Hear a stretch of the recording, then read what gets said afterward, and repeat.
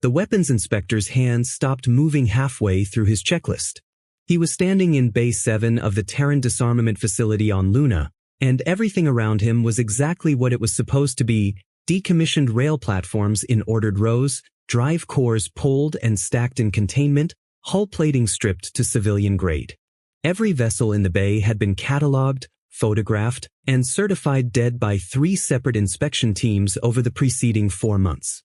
What stopped his hand was a smell: recycled coolant and active circuitry. The specific, unmistakable scent of a system that was running. He looked at the nearest vessel. Externally inert. All indicators dark. Certified dead 6 weeks ago. He stood very still and breathed in, slowly, and confirmed that he was not mistaken. Something in this bay was drawing power. He did not know what that meant yet, but his hand had stopped moving because some part of him, the part older than training, already understood that the answer was going to be bad. Inspector Yael Dravith of the Concord Verification Authority had been conducting weapons inspections for 22 years across 14 species. He had encountered deliberate concealment 4 times in those 22 years. He had encountered it in 3 forms: hidden compartments, falsified manifests, and bribed certification teams. He had never encountered a form he could not classify. He was about to. The power signature was faint enough that his standard scanner hadn't flagged it on 2 prior passes. He found it only because he had switched to a legacy detection mode while recalibrating his equipment, a mode so outdated that the Concord's current inspection protocol didn't require it. He was using it out of habit, a remnant from early career training under an inspector who had insisted that new tools were reliable and old tools were honest. The signature resolved to a node located not in any of the vessels, not in the bay infrastructure, but in the floor. Specifically, in the 4 meters of rock between the facility floor and Luna's natural subsurface. Dravith crouched and ran the scanner again. The signature was not a power cell or a heating element or a waste processing unit. It was a carrier wave. Low frequency, tight beam, precisely modulated. A communication line. He straightened. He looked at the bay around him, the dead vessels, the stripped hulls, the stacked cores. All of it exactly as certified. All of it, he now understood, potentially beside the point. Someone had run a covert communication line through the lunar subsurface in the middle of a Concord-supervised disarmament facility. That was the first thing he could not explain. The second was the content of the carrier wave, which his scanner had begun to resolve into something structured, something formatted, something that looked like. He turned the scanner over and read the output again: navigation telemetry. Not historical. Not recorded. Somebody was transmitting real-time navigation data through the floor of a disarmament facility. Data that his scanner identified, before the resolution became too complex to parse on a legacy mode, as originating from beyond the heliopause. Beyond the edge of the solar system. From something out there that was moving. He did not run. He walked, at a controlled pace, to the bay's communication station, and he sent a Priority 1 report to Concord Verification Authority headquarters with a subject line that he had never used before in 22 years and that he chose with great care. It read, *disarmament status uncertain. Please advise, *. 3 words that meant, in Concord protocol language, something that translated less diplomatically as, I have found something I cannot explain and I believe you should be frightened. The Concord of aligned species had imposed the Terran Disarmament Accord 14 months earlier, and the manner of its imposition was the kind of history that different parties remembered differently depending on which side of it they stood on. From the Concord's perspective, the Accord was a measured and legally sound response to a specific problem. Humanity had, in the preceding decade, developed military capability at a rate that 3 independent assessment bodies had classified as a potential destabilizing force in the inner sectors. The assessment bodies had not agreed on the timeline, but they had agreed on the direction, and the Concord's response to agreement among 3 independent bodies was to act before the window for non-military intervention closed. The Accord required humanity to decommission all military-grade vessels above Class 3, surrender all directed energy weapons platforms, dismantle orbital defense grids, and submit to ongoing Concord verification inspections for a period of 15 years. Humanity had signed it. This was the part that the Concorde's member species discussed afterward, in the kind of private conversations that didn't appear in official records but shaped the texture of institutional thinking. Humanity had signed it without significant negotiation, without the extended legal challenges that most species mounted when facing disarmament demands, without the overt resistance that the Concorde's enforcement planners had quietly prepared for. They had signed it in 11 days, which was faster than the Concorde's legal team had finalized the enforcement framework. The Concorde's institutional reading of this compliance was that humanity had calculated resistance was futile and accepted the pragmatic reality of the situation. This reading was supported by the Accord's terms, which were genuinely non-negotiable. The Concorde had the combined military capacity of 47 member species, and humanity did not have meaningful allies at that point in its galactic political development. The reading was wrong, but it would take 14 months, a lunar subsurface communication line, and a retired naval captain named Soren Achaia to demonstrate exactly how wrong. The Concorde did not know about Soren Achaia yet. Dravith did not know about him yet either, though he would by the end of the week. What Dravith knew, walking out of Base 7 with his Priority 1 report sent, was that the disarmament facility's certification was based on everything above the floor, and that someone had planned very carefully for inspectors who only ever looked above the floor. Concorde's senior overseer Marev then received Dravith's report at 0600 local station time and spent 40 minutes reading it before she called him. "Walk me through the carrier wave," she said without greeting. She had held the senior overseer position for 6 years, which was long enough to have developed the habit of going directly to the thing that mattered. "Legacy scanner, secondary mode, recalibration sweep," Dravith said. "I wasn't looking for it. Standard protocol wouldn't have found it." "Standard protocol has passed this facility 9 times, she said. "Yes." "In 14 months. "Yes." The line was quiet for a moment. "And the telemetry resolution, you said it was live." "As of the scan, I can't confirm it's still active. I didn't attempt to interface with the line because I wasn't sure what the protocol was for." "There is no protocol," she said. "This has not happened before." She paused. "The telemetry origin point. Beyond the heliopause. That's what resolved before the signal complexity exceeded legacy mode capacity," he said. "I want to be careful about overstating the precision. The legacy scanner isn't rated for that kind of." "Dravith." Her voice was careful. "Is the signal consistent with a vessel?" The silence lasted 4 seconds. "Multiple vessels," he said. "The signal complexity, the reason it exceeded the legacy mode, was not because it was sophisticated. It was because there was a lot of it." Marev then set down the document she'd been holding. "How many is a lot?" "I don't know," he said. "More than I expected to find." She ended the call. She sat with the report for another 10 minutes.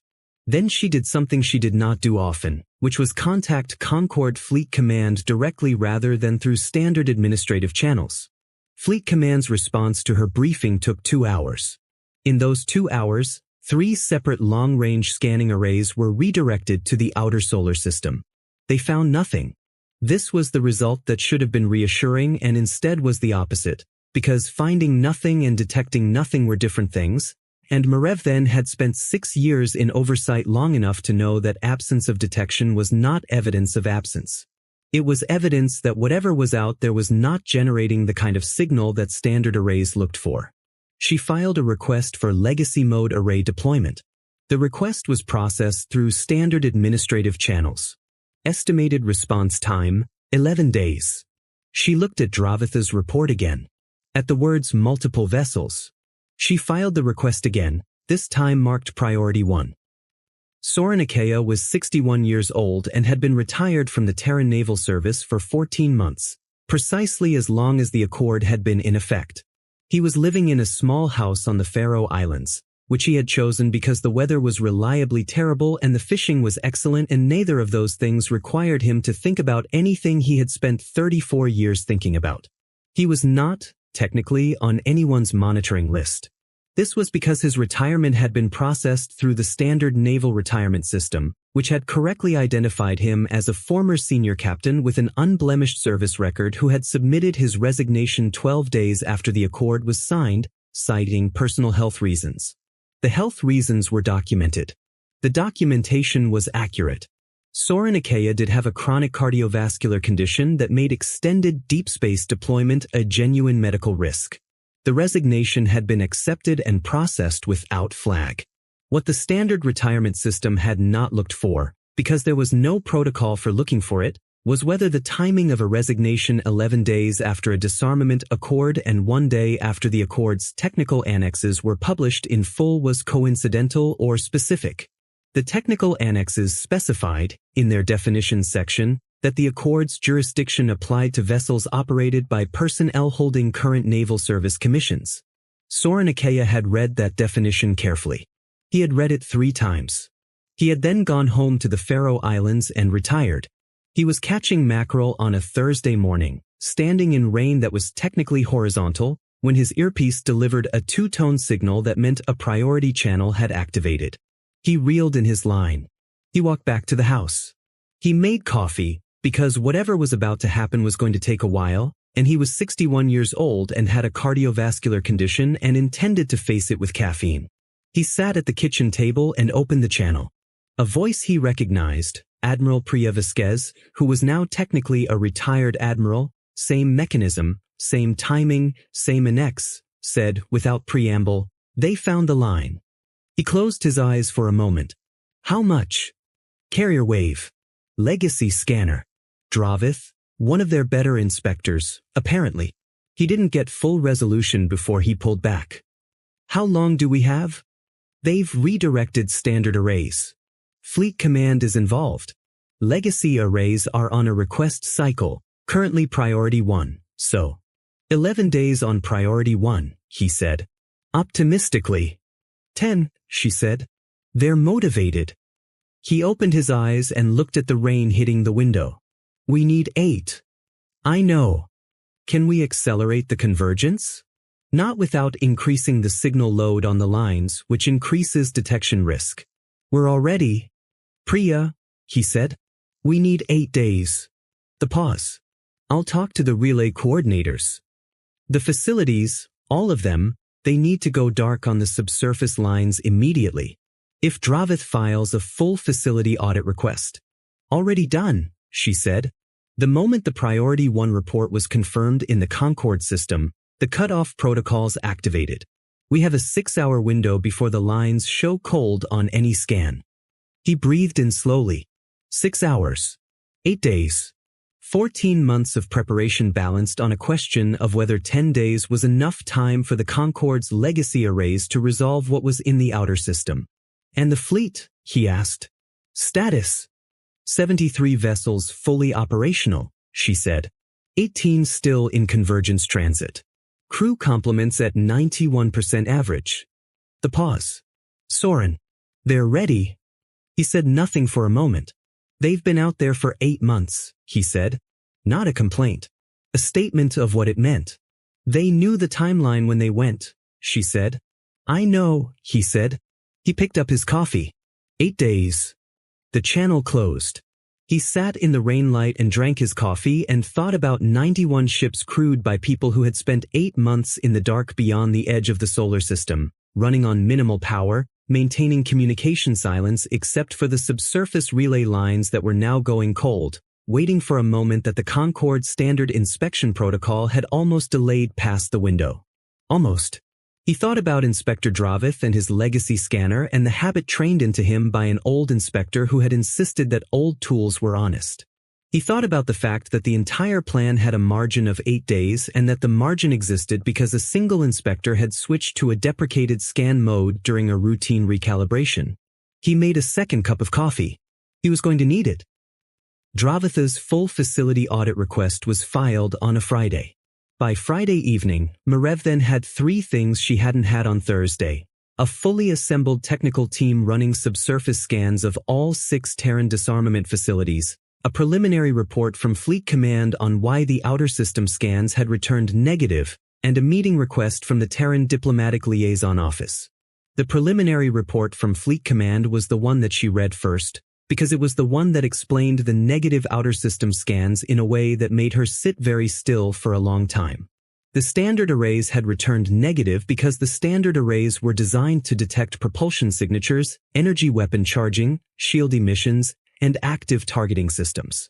All of those detection categories required the detected vessels to be doing something: moving under power, charging weapons, raising shields, acquiring targets. The outer system scans had found nothing because nothing out there was doing any of those things.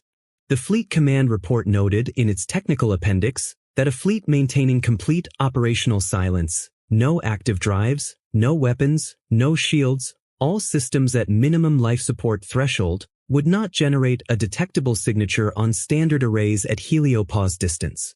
The report then noted that maintaining a fleet at that operational state for any extended period was considered, in standard military doctrine, to be effectively impossible due to crew sustainability requirements and the psychological and physical degradation associated with extended deep space cold operations. The report concluded that the outer system scan had been negative and that this result was consistent with no fleet being present. Marev then read the appendix twice. She looked at the conclusion. She thought about the subsurface communication line and the live navigation telemetry and Dravatha's description of a signal so complex it had exceeded his scanner's legacy mode capacity. She opened a channel to Fleet Command. "Your appendix," she said, when she had the duty officer on the line. "The section on cold operations." "Yes, Overseer?" "It says a crew cannot sustain that operational state for an extended period." "What's the definition of extended?" "Standard assessment is 21 days as a hard limit," the officer said. "Beyond that, crew performance degradation reaches levels that compromise mission-critical functions. Most species' military doctrine considers cold operations of that duration effectively non-viable." "Most species," she said. The pause. "Overseer. The assessment is based on which species' operational data?" she asked. The pause was longer this time. She could hear the officer pulling up documentation. "Current Concord member species operational studies," he said. "The dataset is comprehensive, 47 species, multiple studies per." "Is humanity in the dataset?" Silence. The Terran Naval Service was not a Concord member force at the time the studies were conducted, he said carefully. And post-accord, their operational data has been classified under the Disarmament Verification Framework. So we don't have their cold operations sustainability data." "No," he said. "We built our operational doctrine on data that doesn't include the species we're currently monitoring," she said. "And we concluded that no fleet was present because nothing was generating a signature consistent with our doctrine." The officer said nothing. "Get me everything you have on human cold operations research," she said. "Whatever we collected during the pre-accord assessment period. Everything." "That will take time to." "Now," she said. "Priority 1. She ended the call and looked at the meeting request from the Terran Diplomatic Liaison Office. It had been filed 2 hours after Dravatha's Priority 1 report had registered in the Concord system. The stated subject was Verification Framework, Technical Clarification Request. She had been in oversight long enough to know that a diplomatic office did not file a technical clarification meeting request 2 hours after a Priority 1 anomaly report unless they knew about the anomaly report. And they should not have known about it, because Priority 1 reports were restricted access documents at the filing stage, which meant either there was an information leak in the Concord's administrative system, or the Terran Diplomatic Liaison Office had been monitoring the Concord's Priority 1 filing activity. Neither option was comfortable. She accepted the meeting request. The Terran Diplomatic Liaison to the Concord was a woman named Dr. Osei Amponsa, who held a doctorate in international law and had represented humanity in Concord proceedings for 3 years. Marev then had met her twice before, once at a verification framework review session, once at a reception that both of them had left early.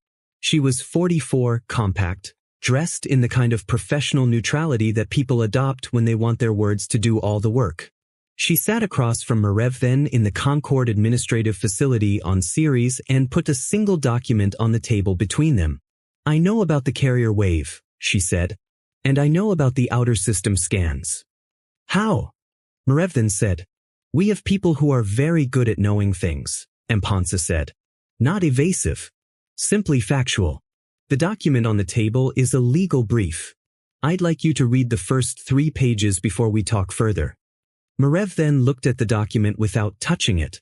What does it say? That the Concord Disarmament Accord as written does not apply to the vessels currently in the outer system, Amponsa said. Specifically because those vessels are not operated by individuals holding current Terran Naval Service commissions, and because they were not in the solar system's inner boundary at the time the accord was signed. The room was very quiet. You moved them before the accord was signed, Merev then said. Before the accord was ratified, Amponsa said.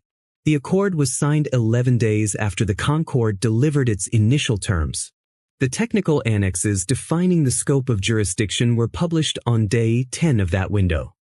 And on day 11, Merev then said, your naval personnel resigned their commissions and your fleet transited beyond the heliopause. In the 48 hours before ratification, yes. Amponsa's voice was completely level. All within the legal framework as written. The accord defines its scope. We operated within that scope. Merev then looked at the document. The accord required you to disarm. It required us to decommission military-grade vessels operated by active naval personnel, Amponsa said. We did that. Every vessel within the defined jurisdiction, operated by individuals holding commissions at the time of ratification, was decommissioned according to specification and verified by your inspection teams. She paused. The fleet in the outer system was transited before ratification by individuals who subsequently ceased holding commissions. The accord does not have jurisdiction over either the vessels or the personnel. That is, Merev then said carefully, a very fine distinction. It is the distinction that exists in the document the Concord drafted, Amponsa said. We did not write the accord. We negotiated nothing. You noted that yourselves, in your internal reports. We signed it in 11 days. We signed exactly what was put in front of us, and we complied with exactly what it said. The silence stretched. You knew the accord was coming, Merev then said. It wasn't an accusation. It was an understanding arriving. Before we formally delivered the terms. Amponsa said nothing, which was its own answer. How long before? Merev then asked. Long enough to plan, Amponsa said. The fleet has been in the outer system for the navigation telemetry my inspector detected, the signal complexity. Merev then stopped. How long have your people been out there? The legal brief addresses the accord's scope, Amponsa said. The operational history of the fleet isn't relevant to the legal question. It's relevant to me, Merev then said. Amponsa looked at her steadily. 14 months, she said. The number hit Merev then with a specific quality of impact that she associated with realizations that were going to change how she understood everything preceding them. 14 months. The entire duration of the accord. The fleet had been in the outer system, running on minimal power, crew at operational cold station, for 14 months.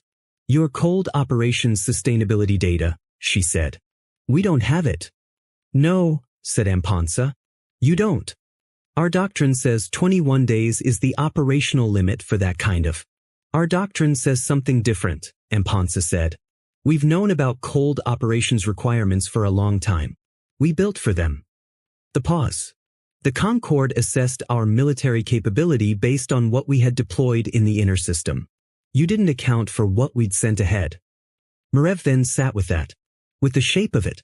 With the 14 months of it and the 91 ships. She was guessing at the number, but she was fairly sure she was close, crewed by people who had chosen to spend over a year in the dark beyond the solar system's edge because someone had read the technical annexes very carefully and understood what they needed to do and when they needed to do it.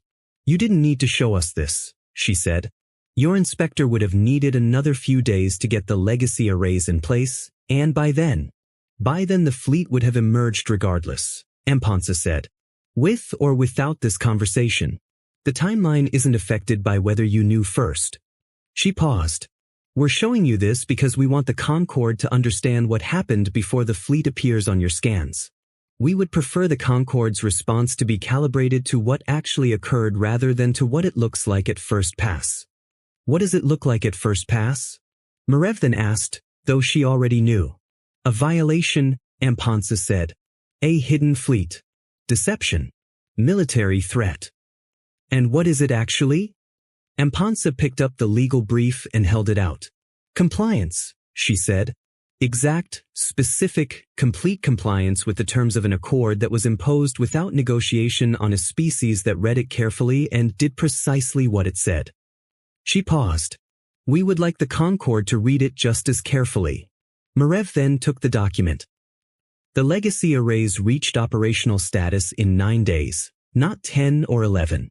Someone in the Concord's technical division had worked through the weekend to accelerate the deployment, which Marev then noted in her operational log as an example of motivated institutional performance and which she suspected had more to do with the fact that the technical team lead had read Dravitha's anomaly report and was operating on the same kind of controlled anxiety that good analysts developed when they knew they were behind events. The arrays came online at 0300 station time on a Tuesday. The data came back in under 4 minutes, because whatever was in the outer system was not hiding from legacy arrays. It wasn't hiding from anything anymore. Marev then looked at the count on her screen.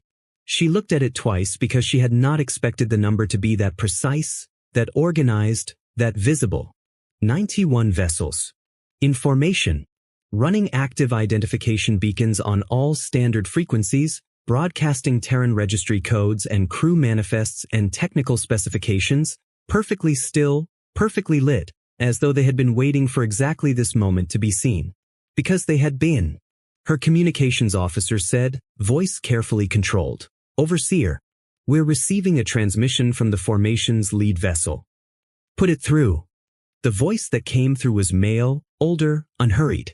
The voice of someone who had been waiting a long time to say something and had not spent any of the waiting time working up to it.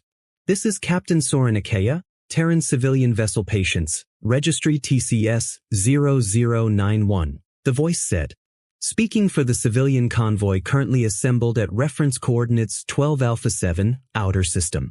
We are transmitting full manifests, registry documentation, and legal brief reference numbers to your verification systems. We look forward to any inspection your authority wishes to conduct. The pause. We've been here 14 months. We have a lot of good fish recipes if anyone wants them. The communications officer looked at Marev then. She looked at the formation on her screen. 91 vessels, not one of them military by the Accord's own definition, every one of them crewed by individuals who were technically private civilians, in a region of space that the Accord's jurisdiction did not cover. She thought about the word patience painted on a lead vessel, as though someone had wanted to make sure the Concorde understood what they were looking at. She thought about 14 months. About the cold and the dark and the distance and the choice to stay there, not knowing exactly when the window would open, not knowing how much time they had, running minimum power in the outer system silence because they had read an accord carefully and understood what compliance actually required. She thought about what it meant that humanity's response to forced disarmament had been not resistance, not concealment, not violation, but the most precise and exhaustive form of legal compliance ever recorded, compliance so complete that it turned the Accord's own definitions into the mechanism of its own limitation. Respond to Captain Akea, she said. Acknowledge receipt of documentation. Advise that an inspection team will be dispatched in accordance with standard protocol. And the formation? The communications officer asked. Their intentions? Marev then looked at the screen. At 91 vessels waiting in patient formation. I think, she said slowly, their intentions are to come home. The Concorde's legal review of the situation took 6 weeks. Marev then submitted her own report at the end of week 2. It was 47 pages. Its conclusion was 3 paragraphs. The first paragraph stated, in the measured language of institutional documents, that the Outer System Fleet did not constitute a violation of the Accord's terms as written, and that the legal brief submitted by the Terran diplomatic liaison was substantively correct on all primary points. The second paragraph recommended immediate review of the Accord's technical annexes and a comprehensive revision of the Concorde's disarmament framework definitions to address the jurisdictional gap that the Terran response had identified. The third paragraph was the one that Dravith read later when the report was distributed to verification authority staff, and that he sat with for a long time in a monitoring station that smelled of recycled coolant. It read, the Terran response to the Accord requires the Concord to confront a specific and previously unexamined assumption that underlies our disarmament doctrine. The assumption is that compliance and capability are inversely related, that a species that complies with disarmament terms has thereby reduced its effective military capacity.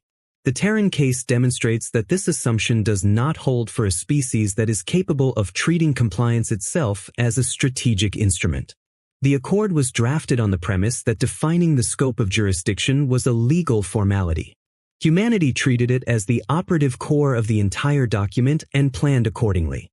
The result is a fleet of 91 vessels in the outer system that is simultaneously in complete compliance with every term the Concord imposed and in full possession of the military capability we believed we had eliminated.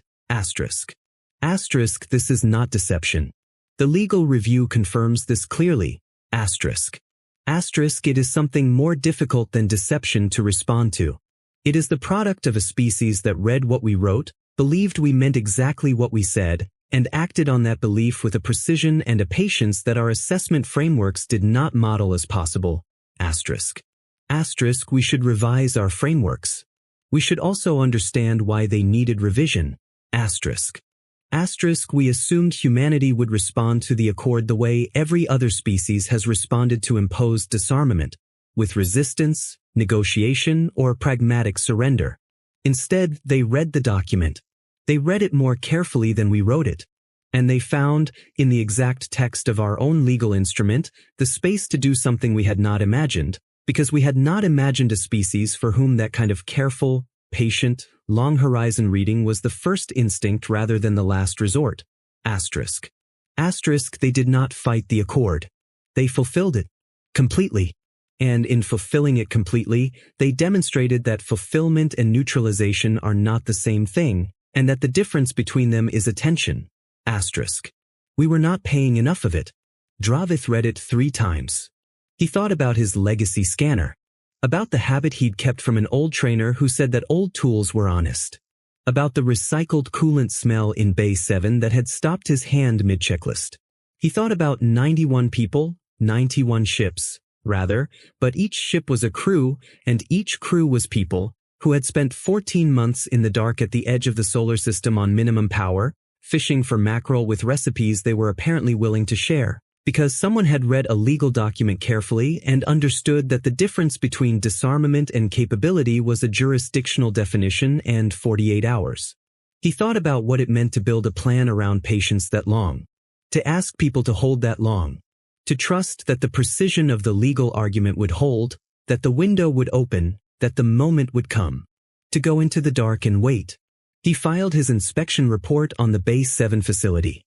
Certified clean. No active systems. The subsurface communication line had gone cold 6 hours after his Priority 1 report. He had rescanned and confirmed this, which meant someone had been monitoring Concord internal systems in real time and cut the signal the moment it became a liability. He noted this in the report. He noted it neutrally as a factual observation because that was what his function required. He left the note about what it implied for Merevthen's section of the report, which was where implications lived. She had used it in paragraph 3. Soren Ikea docked the patients at Luna Station on a Wednesday afternoon in weather that was, by Earth standards, unremarkable. His crew filed off the ship in the particular way of people who have been somewhere difficult for a long time and are trying not to show how much it cost, walking with deliberate steadiness, making small jokes, noticing small things about the station's gravity and light and smell of recycled air that people only notice when they've been away from all of it long enough to forget it was there. He was the last one off. He stood on the gangway for a moment and looked at the station around him, the familiar geometry of it, the human scale proportions, and felt something that he didn't have a precise word for and didn't try to name. Admiral Vasquez was waiting on the dock. She was wearing civilian clothes, because she had been a retired admiral for 14 months, same as him. Legal review confirmed, she said. All charges dropped pending. Concord framework revision is underway. I heard, he said. The revision is going to close the gap, she said. Whatever comes next won't have that window. I know. He stepped off the gangway. We knew they'd close it. So, the next one we need a different approach. Yes, he said. Do you have one? He looked at her for a moment. Then he looked out at the dock, at his crew moving through it, carrying duffels and blinking in the artificial light and stopping to buy coffee from a station vendor with the specific intensity of people for whom coffee has not been a casual choice for 14 months. Not yet, he said. Give me a few weeks. I've been thinking in the dark a long time. It takes a while to readjust. She almost smiled. The fish recipes. You actually sent fish recipes. 14 months is a long time, he said. We had to do something. The Concord communications officer apparently forwarded them to the station canteen, she said. They're serving mackerel on Thursdays now. He looked at her. I'm serious, she said. He made a sound that was somewhere between a laugh and something else. Good, he said. That's good. She walked with him through the station while his crew dispersed around them, finding their families, finding their way back into the weight and noise and ordinary difficulty of being home. He watched them without being obvious about it, counting the ones he could see, because after 14 months the habit of head count had become something close to reflex. 91 ships. 470 crew. All home. All of them civilian, technically. All of them retired. All of them people who had chosen 14 months of dark and cold and minimum power and mackerel recipes because someone had read a legal document carefully and come to them and said, here is what I need, here is what it will cost, and here is why I believe it is worth the cost. None of them had been ordered. All of them had been asked. Every single one had said yes.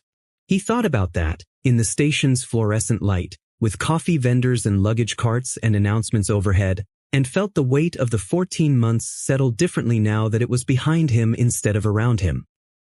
Dravith submitted his final report on the Luna facility 3 weeks after the fleet's return. He included, in the personal remarks section that most inspectors left blank, a single observation that was not required by protocol and that he included anyway, because he had been an inspector for 22 years and had never seen anything that had stayed with him the way this had. He wrote, Asterisk, in 22 years of verification work, I have encountered compliance as a behavior, as a calculation, and as a pragmatic response to enforcement. I have not previously encountered compliance as a strategy. The distinction is not semantic. A species that complies because it must is constrained by the terms it accepts. A species that complies because it has read the terms more carefully than the people who wrote them is constrained by nothing except the limits of its own attention. Asterisk. Asterisk, I used a legacy scanner because an old trainer told me old tools were honest. The carrier wave I found was not a violation. It was the edge of a plan that had been in motion before the accord was finalized, executing so precisely within the accord's own definitions that the plan and the compliance were indistinguishable until you looked at them from the right angle. Asterisk. Asterisk, I would like to note, for the record, that the right angle was a deprecated scan mode that standard protocol no longer requires. If I had not been running a recalibration sweep that day, if I had been a different kind of inspector or a less stubborn one, the fleet would have emerged on its own timeline 8 days later, and the Concorde would have had no warning at all. Asterisk. Asterisk, I do not know whether they wanted warning or not. The legal brief suggests yes. The timing of the communication line cut off, 6 hours after my Priority 1 report, which means they were monitoring our internal systems in real time, suggests they were watching to see whether we would find it. Asterisk. Which means they planned for the possibility of being found. Which means they planned for the possibility of not being found. Which means the plan worked either way. I have spent 3 weeks trying to find the version of events in which humanity did not have a functional strategy regardless of outcome, and I cannot find it. I do not know what to do with that. I am going to file this report and then I am going to use my vacation leave and I am going to think about other things for a while, and I am going to try very hard not to think about what the next version of this plan looks like, because I am fairly certain it already exists, and I am fairly certain that wherever it lives, it is not in any place that standard protocol knows to look. He filed the report. He took his vacation leave. He thought about other things with moderate success. And somewhere in the dark beyond the heliosphere, In the deep cold of the outer system where no standard array was currently pointed, in the frequency ranges below threshold where no current protocol required a scan, something was already moving, very slowly, very quietly, running on minimum power, waiting with the particular patience of a species that had learned long ago that the most dangerous position was not the strongest one but the one that nobody thought to check. Not a fleet. Not yet. Something quieter than a fleet, and further out, and considerably more patient. Running on minimum power. Waiting for the question no one had